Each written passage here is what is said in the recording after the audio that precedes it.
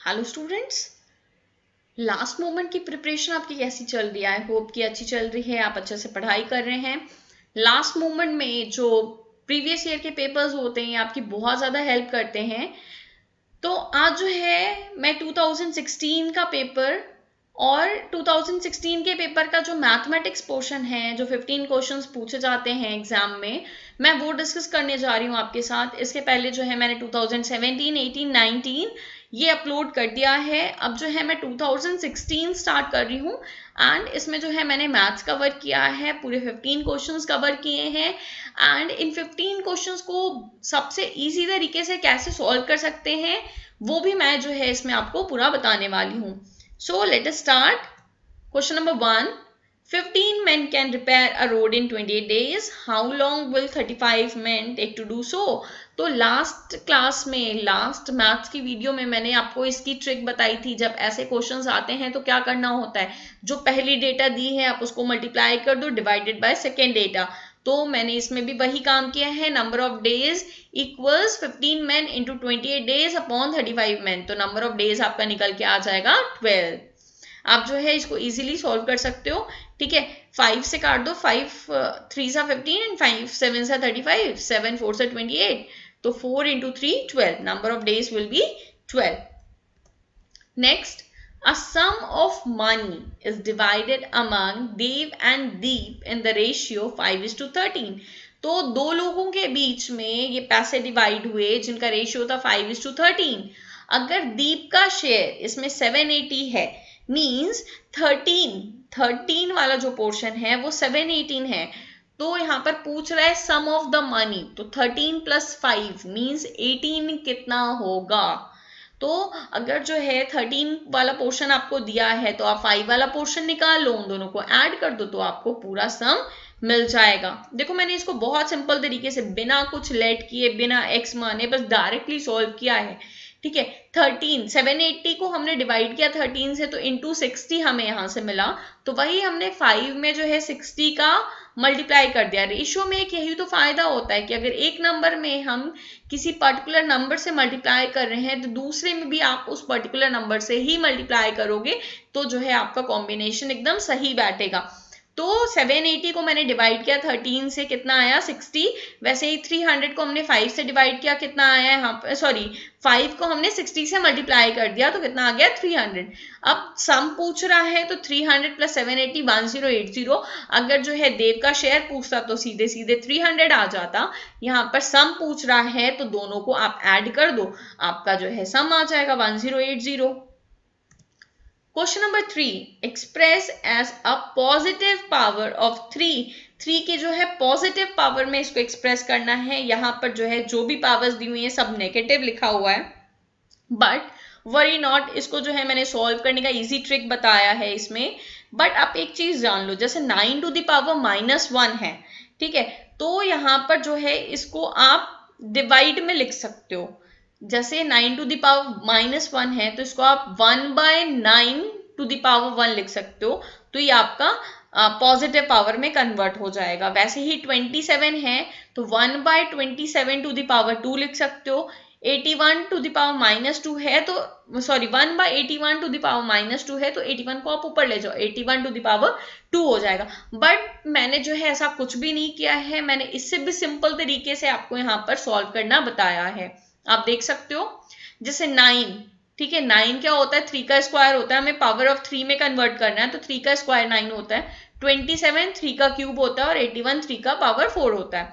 तो अब यहाँ पर आप देखो, जैसे यहाँ पे 9 to the power -1 है, 27 to the power -2 है एंड 81 to the power -2 है, इंटू 3 to the power 6 है। ठीक है, तो मैंने क्या किया, 9 to the power -1 को 3 to the power -2 लिख दिया।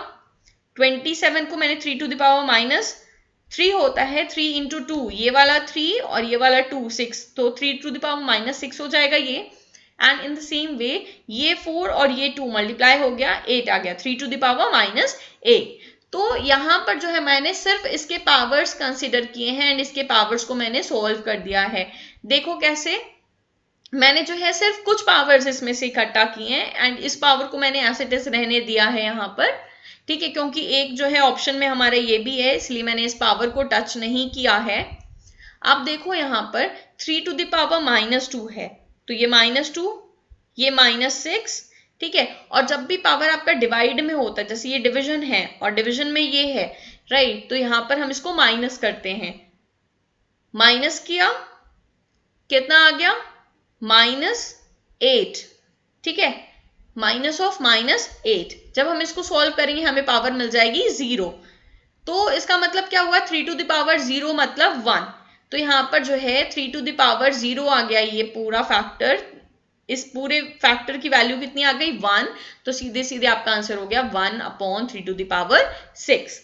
अगर जो है आपको इसमें ऐसे सॉल्व करने में कंफ्यूजन हो रही है, तो आप जो है नॉर्मली इसको क्या कर सकते हो, आप जो है इसको आप लिख लो 1/9 into 1/27 to the power 2 and numerator में 81 टू द पावर 2।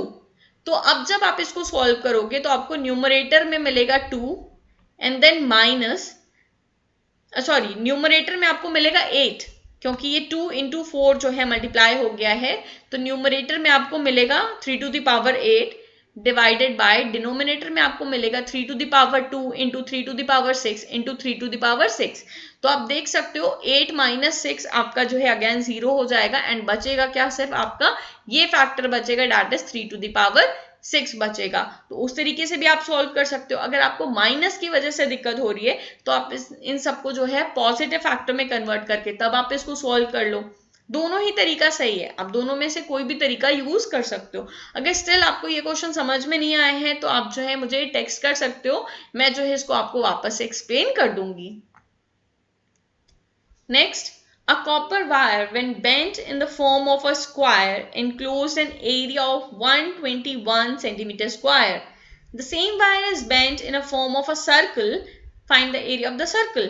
तो यहाँ पर जो है आप पहले क्वेश्चन को समझने की कोशिश करो, क्या बोल रहा है। एक कॉपर की वायर है, उसको जब बेंड किया गया, मोड़ दिया गया, तो एरिया जो है, ठीक है, उस एरिया को जो है, मतलब सॉरी, मोड़ा किस फॉर्म में, स्क्वायर के फॉर्म में, तो वहां पे एक स्क्वायर बन गया है, ठीक है। एक स्क्वायर अगर है 121 सेंटीमीटर स्क्वायर का, तो आपको पता है एरिया ऑफ अ स्क्वायर क्या होता है, साइड स्क्वायर होता है, ठीक है। तो साइड वहां से निकल जाएगी, साइड कितनी आ गई, 11 आ गई।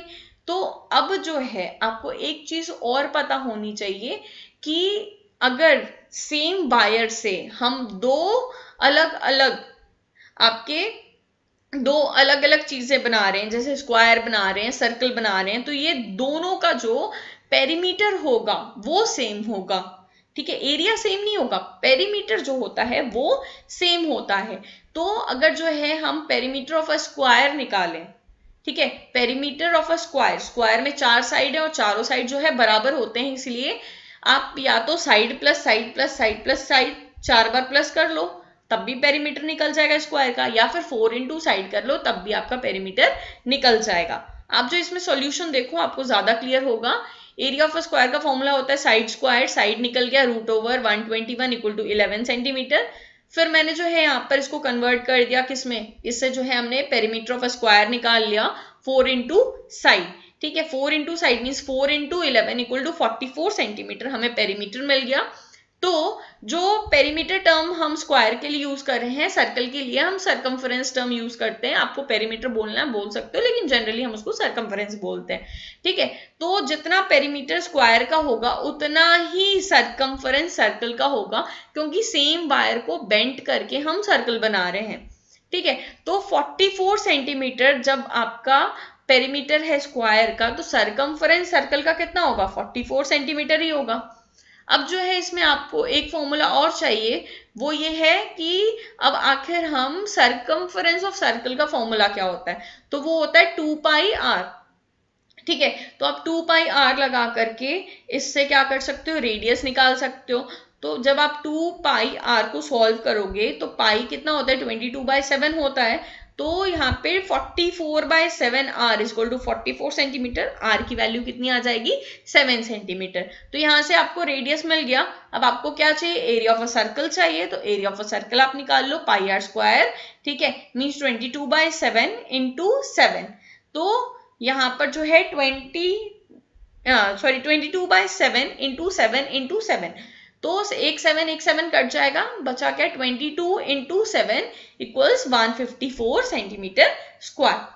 ठीक है, इसके लिए जो है आपको कुछ फॉर्मूले पता होने चाहिए, तभी जो है आप इसको सॉल्व कर सकते हैं। Area of a square side square, perimeter of a square 4 into side, circumference of a circle 2 pi r and area of circle pi r square.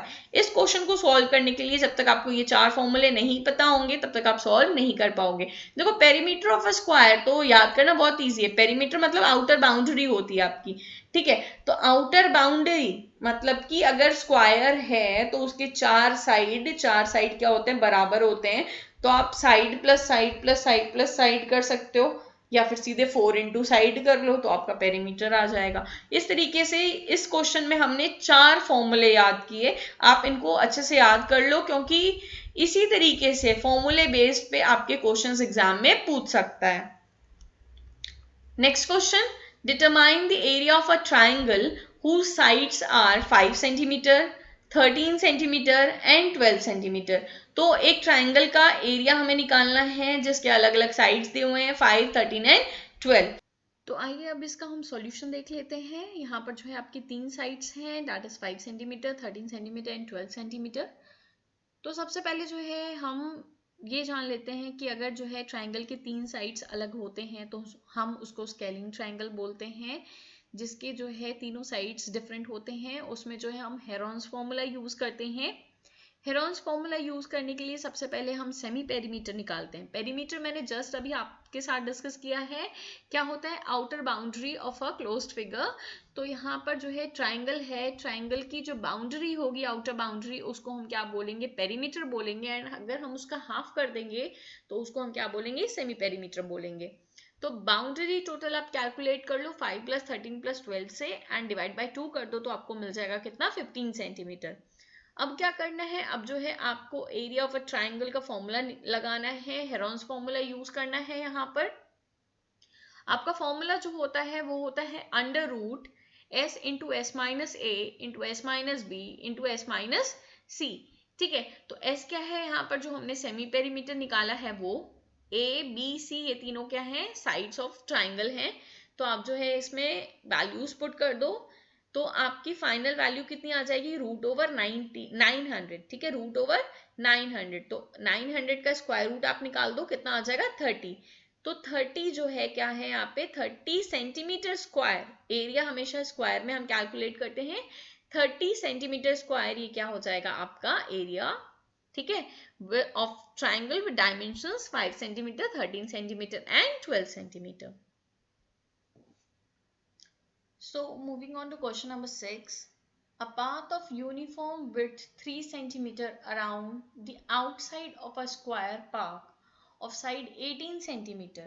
ठीक है, तो यहाँ पर क्या है कि एक स्क्वायर पार्क है, उसके ऊपर जो है 3 सेंटीमीटर की उसके बाहर एक पार्क की पाथ बनी है। ठीक है, इसका मतलब क्या है कि जो स्क्वायर है उसी शेप में जो है पाथ भी बनी होगी 3 सेंटीमीटर की। तो यहाँ पे मैंने एक डायग्राम बनाया है, आप देख सकते हो। सपोज ये जो 18 सेंटीमीटर का, ये जो है क्या है, 18 सेंटीमीटर का पार्क है। मींस एक साइड जो है 18 सेंटीमीटर है, ये भी साइड 18 सेंटीमीटर है, ये भी साइड 18 सेंटीमीटर है और ये भी साइड 18 सेंटीमीटर है।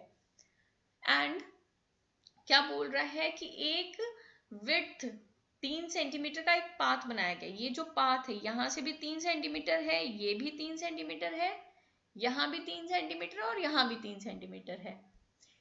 Find the area of the path. तो हमें जो है ये जो ग्रीन कलर का पोर्शन है, ये हमारा पाथ है। इस ग्रीन कलर के पोर्शन का हमें एरिया निकालना है।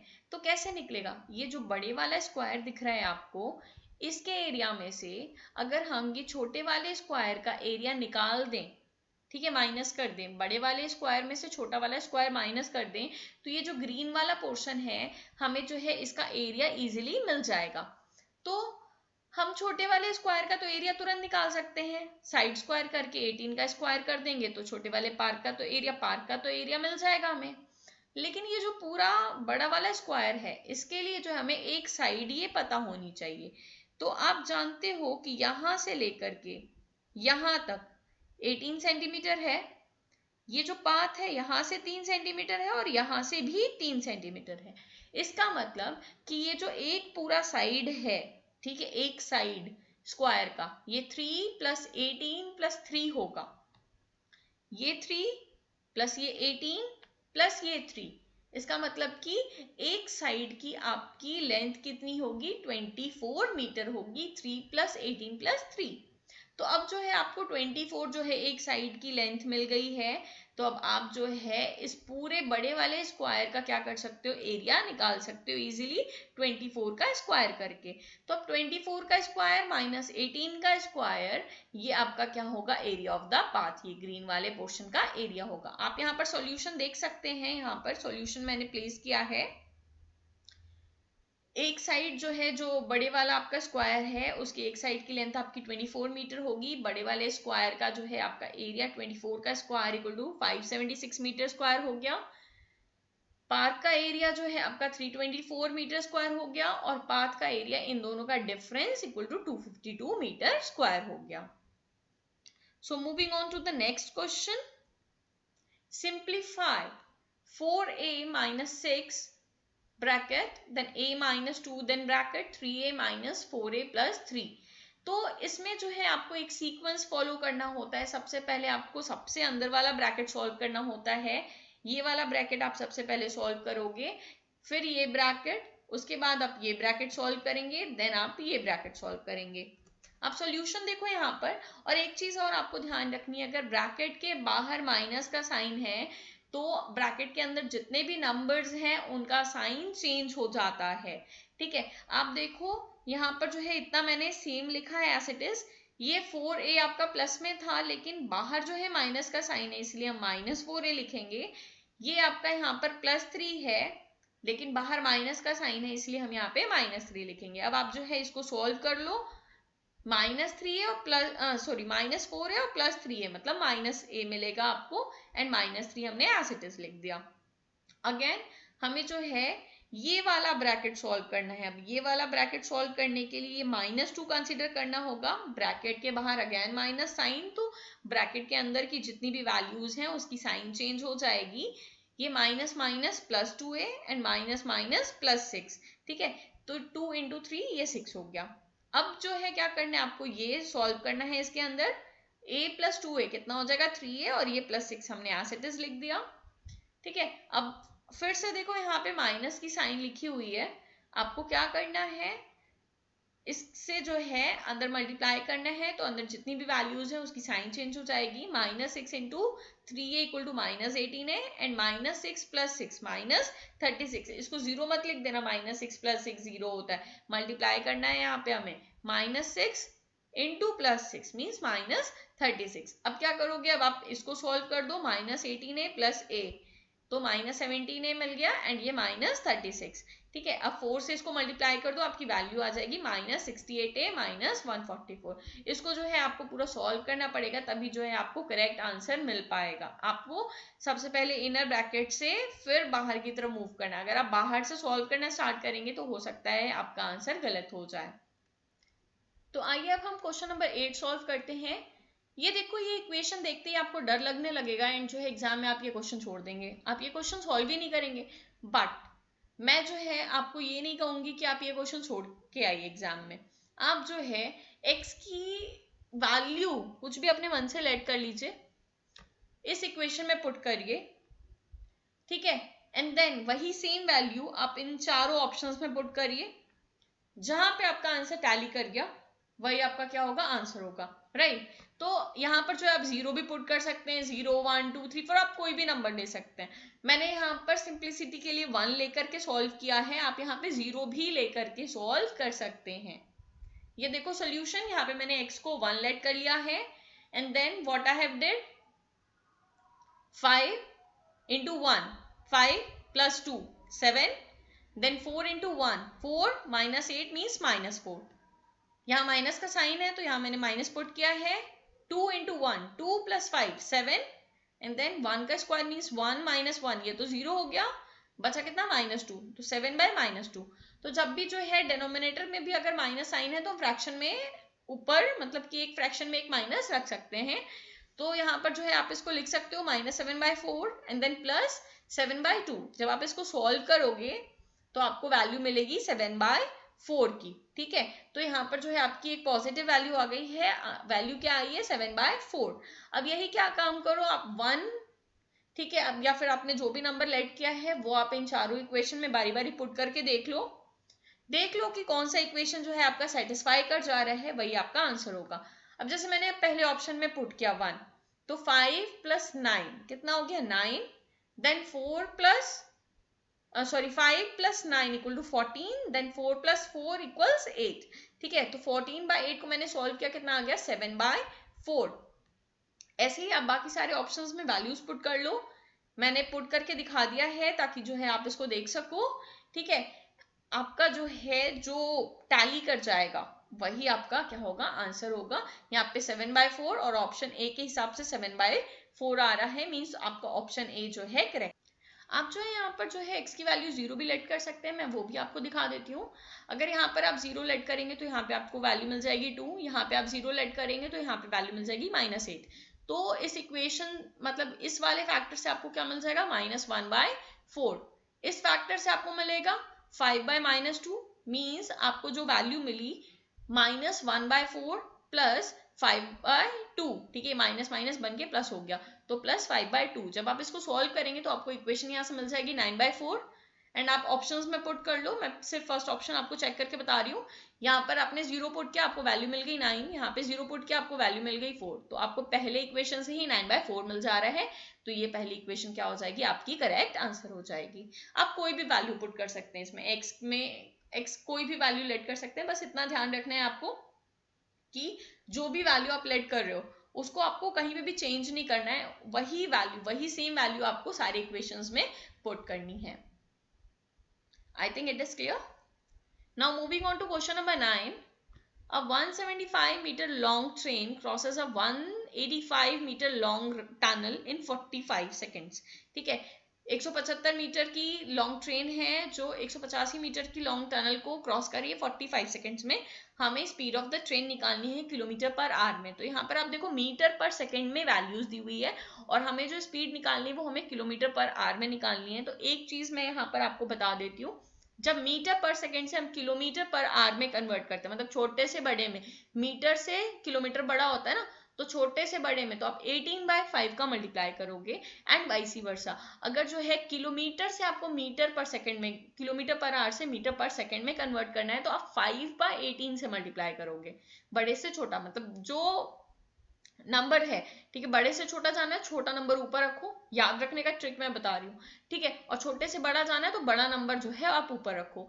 मीटर पर सेकंड, मीटर पर सेकंड से अगर किलोमीटर पर आवर में जाना है तो आप इंटू करोगे 18/5 से। वही अगर किलोमीटर पर आवर से मीटर पर सेकंड पे आना है तो आप इंटू करोगे 5/18 से। तो आइए इसका आंसर देख लेते हैं हम। ट्रेन जो है आपकी टोटल कितना मीटर कवर कर रही है, जितनी मीटर की वो है, एंड जितने मीटर का लॉन्ग टनल है उतना मीटर जो है वो कवर कर रही है कितने में 45 सेकेंड्स में। मींस टोटल डिस्टेंस आपकी कितनी आ जाएगी 360 मीटर आ जाएगी। स्पीड की वैल्यू क्या होती है डिस्टेंस बाय टाइम, स्पीड का फॉर्मूला होता है d/t। देखो आपको फॉर्मूला भी याद करने की जरूरत नहीं है, मैं आपको ट्रिक बता रही हूँ यहाँ पर, उससे ही आप सॉल्व कर लोगे। जैसे स्पीड बोल रहा है ना यहाँ पे किलोमीटर पर आवर, मतलब कि किलोमीटर आपका न्यूमरेटर में होगा और आर जो है आपका डिनोमिनेटर में होगा। इसका मतलब डिस्टेंस आपका न्यूमरेटर में और आर है मतलब टाइम आपका डिनोमिनेटर में। तो फॉर्मूला भी आपको याद करने की जरूरत नहीं, इस ट्रिक से जो है अगर आपको एक फॉर्मूला याद है तो आप सारे फॉर्मूले खुद डेराइव कर लेंगे। तो किलोमीटर ऊपर है मतलब डिस्टेंस ऊपर रहेगा एंड आर नीचे है, डिवाइड में है आर, इसका मतलब टाइम जो है आपका डिनोमिनेटर में रहेगा। तो फॉर्मूला बन गया हमारा डिस्टेंस बाय टाइम।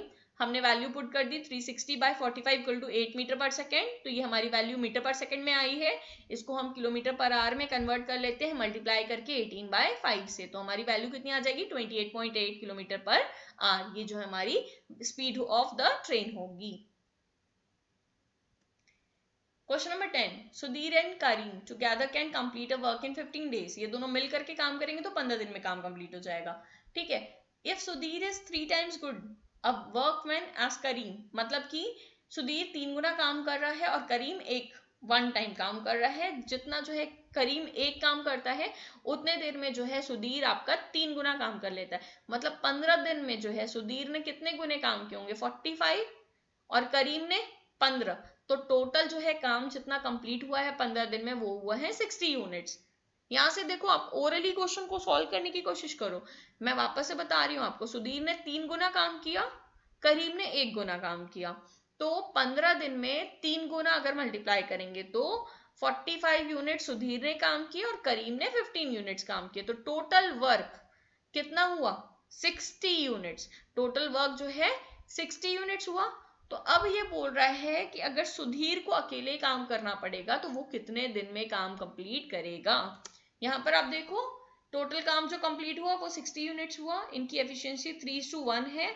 तो आप जो है 60 यूनिट्स, ठीक है, 60 यूनिट्स अगर जो है सुधीर को अकेले करना होगा तो उसकी एफिशिएंसी 3 गुना है, डिवाइड बाय 3 कर दो तो वो कितने दिन में काम कंप्लीट कर लेगा? 20 दिन में। जबकि करीम को 60 दिन लगेंगे। ध्यान रखना, अगर करीम अकेले काम करेगा तो उसको 60 दिन 60 डेज लगेंगे, एंड सुधीर अगर अकेले काम करेगा उसको 20 डेज लगेंगे। इस तरीके से आप इस क्वेश्चन को बहुत ही इजीली सॉल्व कर सकते हैं।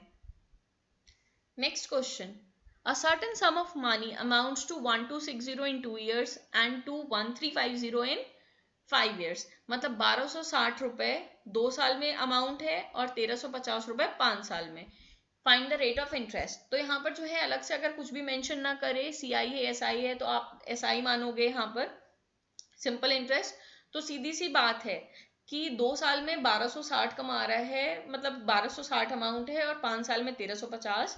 तो 3 साल में जो बीच का 3 इयर्स है उससे जो है आप इजीली इंटरेस्ट कैलकुलेट कर सकते हैं कि वो 3 साल का इंटरेस्ट जो है ऑब्वियसली इन दो अमाउंट का जो डिफरेंस होगा वही इंटरेस्ट उसने 3 इयर्स में कमाया होगा। अब देखो सोल्यूशन, इंटरेस्ट फॉर 3 इयर्स कितना हो जाएगा? 90। किसका डिफरेंस? 1350 माइनस 1260। तो अगर 3 साल में 90 रुपए इंटरेस्ट कमा रहा है तो 1 साल में 30 रुपए और 2 साल में 60 रुपए। 2 साल की इंफॉर्मेशन हमें दी हुई है इसीलिए हम 2 इयर्स की इंफॉर्मेशन यहाँ पे कैलकुलेट कर रहे हैं, ठीक है। तो 1260 में से 60 रुपए इसने इंटरेस्ट कमाया तो इसकी प्रिंसिपल अमाउंट कितनी रही होगी? 1200 रुपए। तो अब जो है इस 1200 की हेल्प से आप क्या कर सकते हो? रेट निकाल सकते हो इजीली, ठीक है। 30 जो है अगर वो कमा रहा है, ठीक है, 30 जो है वो प्रिंसिपल, सॉरी 30 जो है इंटरेस्ट है। फॉर्मूला होता है ना PRT बाय 100 इंटरेस्ट का। तो 30 रुपीज 1 साल में इंटरेस्ट है, 1200 प्रिंसिपल है, R इंटू T अपॉन 100। यहाँ पे मैंने 1 ईयर की वैल्यू लेकर के कैलकुलेट किया है क्योंकि कैलकुलेशन यहाँ पे इजी हो जाएगा। 30 इक्वल्स 1200, PRT टाइम मैंने 1 ईयर लिया है, प्रिंसिपल मैंने 1 ईयर का लिया है, डेट इज 1200। रेट हमें निकालना है, ठीक है। तो इसको आप जब सॉल्व करेंगे तो आपको रेट मिल जाएगा 2.5%। आप जो है इसको बहुत ही इजीली सॉल्व कर सकते हैं। मैं वापस से रिपीट कर रही हूँ इस क्वेश्चन को। आप देखो 1260 2 साल में कमाया, 2 साल में अमाउंट है, कमाया नहीं, 2 साल में उसकी अमाउंट हुई है, और 5 साल में 1350। तो इन दोनों का डिफरेंस जो है 3 साल का, जो 5 माइनस 2 ईयर्स है मीन्स 3 इयर्स का इंटरेस्ट जो है इन दोनों अमाउंट का डिफरेंस होगा। तो 3 साल में 90 रुपए इंटरेस्ट, 1 साल में 30 रुपए और 2 साल में 60 रुपए। तो यहाँ पर जो है प्रिंसिपल आप निकाल सकते हो, ओरिजिनल जो है अमाउंट जो आपने इन्वेस्ट की थी वो निकाल सकते हो इंटरेस्ट हटा करके, ठीक है। 2 इयर्स का हमने इंटरेस्ट हटा दिया, कितना आ गया? 1200। तो यहाँ पर मैंने 1 ईयर की वैल्यूज लेके कैलकुलेट किया है, आप 2 ईयर की वैल्यू भी लेकर के कैलकुलेट कर सकते हैं। इंटरेस्ट 60 लेना होगा। अगर 3 इयर्स लेकर के कैलकुलेट करना चाहते हो तो आपको इंटरेस्ट 90 लेना होगा। बस इस चीज का ध्यान रखो, आप जो है टाइम ड्यूरेशन जो भी ले रहे हो उतना ही आपको इंटरेस्ट लेना है। तो 1 साल का इंटरेस्ट 30 है, प्रिंसिपल 1200 है, R निकालना ही है, टाइम 1 ईयर है, अपॉन 100। इसको सॉल्व कर लो, आपकी वैल्यू कितनी आ जाएगी? 2.5%। Question number 12, Ravi and Kartik borrowed 3500 and 4000 respectively at the same rate of interest for 1/2 years। ठीक है, इन दोनों ने जो है सेम रेट ऑफ इंटरेस्ट पे बोरो किया है पैसा, ठीक है, 2.5 साल के लिए।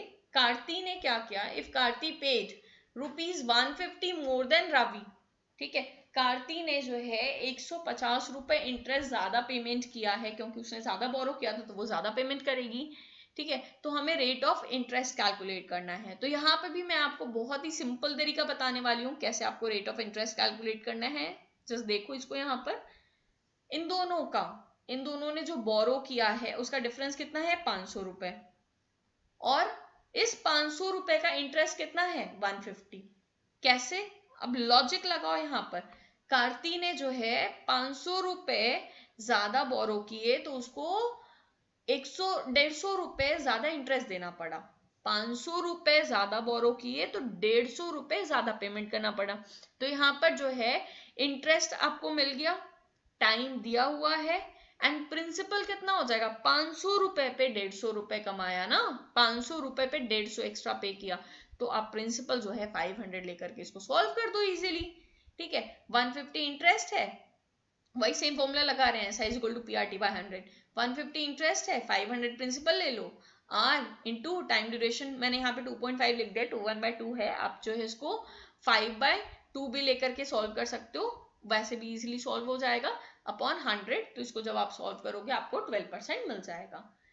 एक बार वापस से समझ लो, यहाँ पे मैंने 150 के साथ 500 प्रिंसिपल क्यों लिया है? क्योंकि जो है कार्ती ने रवि से जो है 150 रुपीज एक्स्ट्रा इंटरेस्ट पे किया, तो 150 जो एक्स्ट्रा इंटरेस्ट पे कर रही है वो किस लिए कर रही है? क्योंकि उसने 500 रुपीज एक्स्ट्रा बोरो किए हैं, तो ये 500 एक्स्ट्रा बोरो करने की वजह से 150 रुपीज इंटरेस्ट ज्यादा देना पड़ा। तो आप जो है प्रिंसिपल 500 लेकर के सॉल्व कर दो, बहुत ही इजीली सॉल्व हो जाएगा। नहीं तो ये क्वेश्चन थोड़ा सा कॉम्प्लिकेटेड हो सकता है, थोड़ा लेंदी हो सकता है, सबसे सिंपल वे में आप इस तरीके से सॉल्व कर सकते हो। Next, what price should Ratan mark on fan which cost him 3000 so as to gain 20% after allowing a discount of 10%?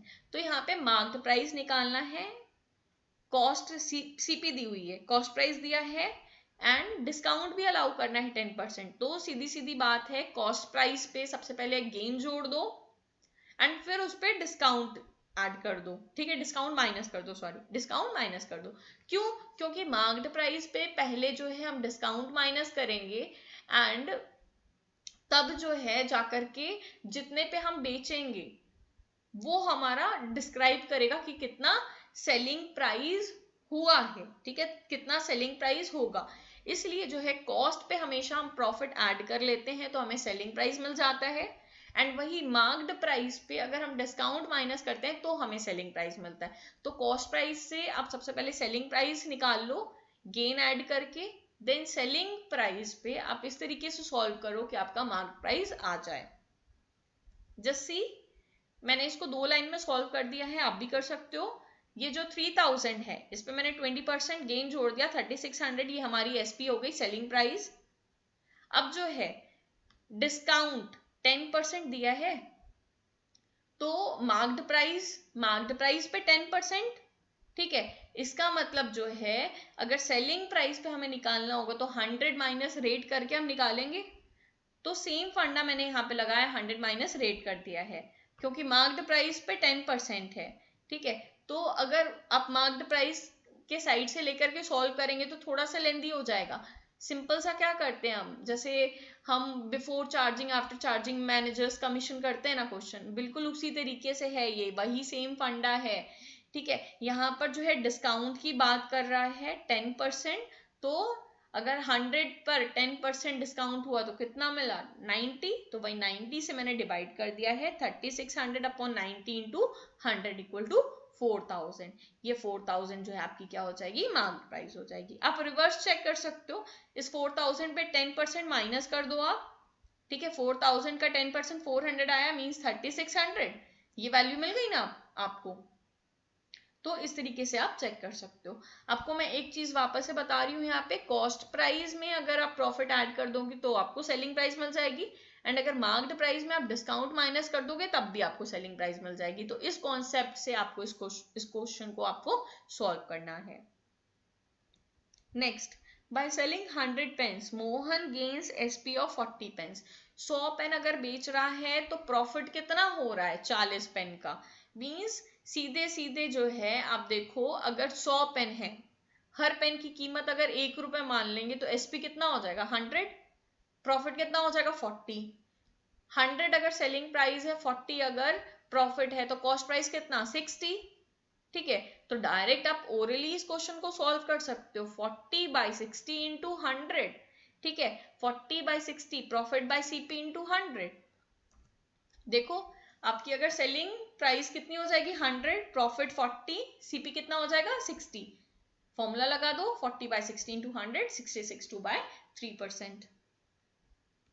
Next, if Raj sells iron for ₹400 gaining 1/4 of its CP, find gain %। तो यहां पर simple सा logic लगाना है। राज क्या कर रहा है, आयरन को 400 रुपए में बेच रहा है और 1/4 जो है सीपी का अर्न कर रहा है। तो 1/4 of CP, 1/4 of CP, gain percent का फॉर्मूला क्या होता है, प्रॉफिट बाय सीपी इंटू 100। तो 1/4 सीधे सीधे बता तो रहा है, अब कुछ करना ही नहीं, 1/4 को लिख दो, 25% सीधे सीधे। तो मैंने यहाँ पर आपको बहुत ही सिंपल सी ट्रिक बताई है। 1/4 ऑफ सीपी है, गेन परसेंट का फॉर्मूला ही होता है गेन बाय सीपी इंटू 100। तो सीधे 1/4 बता तो रहा है, 1/4 मतलब कि 25%। सॉल्व कर दो इजीली आप इस क्वेश्चन को। Thanks for watching the video. Hope कि मैंने इसमें जितनी अच्छी अच्छी ट्रिक्स आपको बताई हैं, you have enjoyed those tricks. अब जो है मैं फर्दर और भी कुछ प्रीवियस ईयर के क्वेश्चन सॉल्व करने का प्लान कर रही हूँ, मीन्स 2015, 2014 एंड सो ऑन। 2016 से आपका एग्जाम का पैटर्न चेंज हुआ था एंड बट 2015, 14 एंड बाकी जो प्रीवियस ईयर के पेपर्स हैं, इसमें भी क्या था कि आपके मैथ्स के क्वेश्चन आते थे, अकाउंट्स के क्वेश्चन आते थे, बिजनेस के क्वेश्चन आते थे, इकोनॉमिक्स के क्वेश्चन आते थे। तो मैं जो है उस पेपर में से, मीन्स प्रीवियस ईयर के पेपर्स में से जो आपके काम की चीज है उतना जो है मैं आपको सॉल्व करके देने वाली हूँ। एंड वो सारे क्वेश्चंस भी आप पढ़ लेना, क्योंकि बहुत बार क्या होता है उन क्वेश्चंस में से ही आपको रिपीटेड क्वेश्चंस एग्जाम में मिल जाते हैं। So keep studying, keep rocking, wait for the next video. Have a good day, bye bye.